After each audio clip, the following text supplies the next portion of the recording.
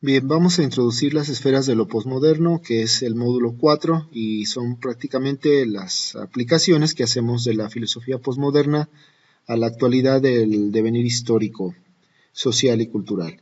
Recordemos que en las unidades anteriores venimos trabajando dos ejes principales. Por un lado, lo que es la filosofía de la historia, y por otro lado, los hechos que históricamente han marcado los sucesos más importantes. Para este caso tenemos que entender lo que es las esferas de lo posmoderno o postmoderno. Recordemos que la escuela de Frankfurt marcaba cuatro principales esferas, que es el análisis de la historia misma, el análisis de la subjetividad y del individuo, de la psicología, la teoría de la razón, que es el fundamento metafísico y epistemológico de las ciencias, y la cultura misma.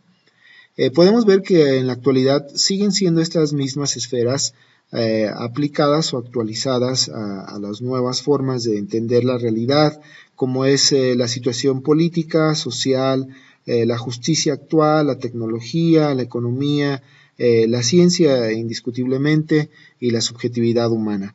Por eso le llamamos esferas de lo posmoderno, y es también la condición posmoderna.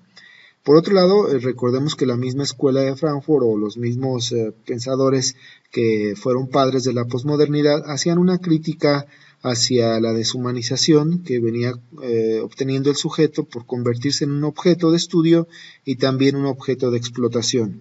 En este sentido, aquí cabe hablar de dos cosas: o tenemos grandes giros lingüísticos que definen los alcances para la vida pública, o tenemos acentuaciones sobre la misma condición humana y el sentido de la historia.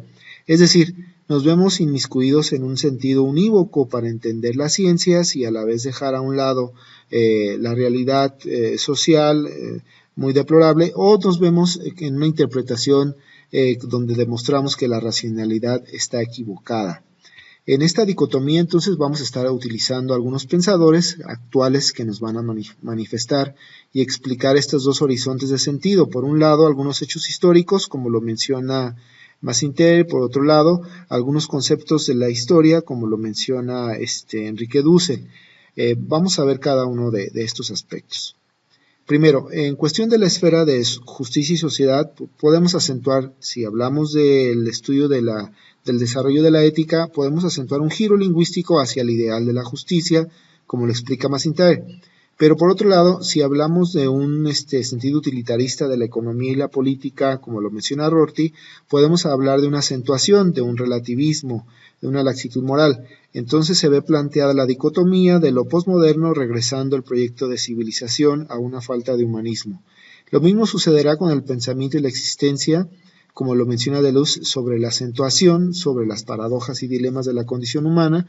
Y por otro lado tendríamos un giro lingüístico si consideramos la analéctica de Dussel, donde él plantea estudiar la dialéctica materialista y marxista de la historia desde un punto de vista de lo análogo. Entonces se vuelve a acentuar esta dicotomía entre lo racional unívoco y lo racional equívoco. Podemos pues entonces ver que hay, por un lado, permanencia y vigencia del nihilismo como fundamento para las ciencias, un fundamento metafísico y de una teoría del conocimiento apropiada, que es decir, tenemos una falta de teleología o causalidad para el desarrollo de la civilización. Por otro lado, tenemos una permanencia o vigencia de la misma condición humana, que es una vigencia también de la condición posmoderna, que a pesar de sus soluciones alternas, como giros lingüísticos y hermenéutica, sigue encontrando aspectos de desarrollo o críticas hacia los errores o necesidades de cambio, especialmente las fallas de la racionalidad aplicadas a las ciencias.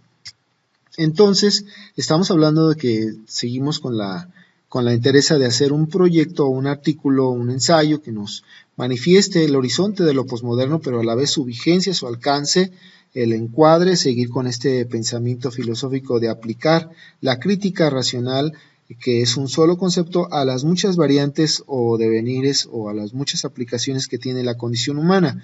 Como mencionábamos al principio, el concepto es un concepto muy sencillo, pero la ramificación es muy extensa, pues abarca todos los conocimientos del ser humano.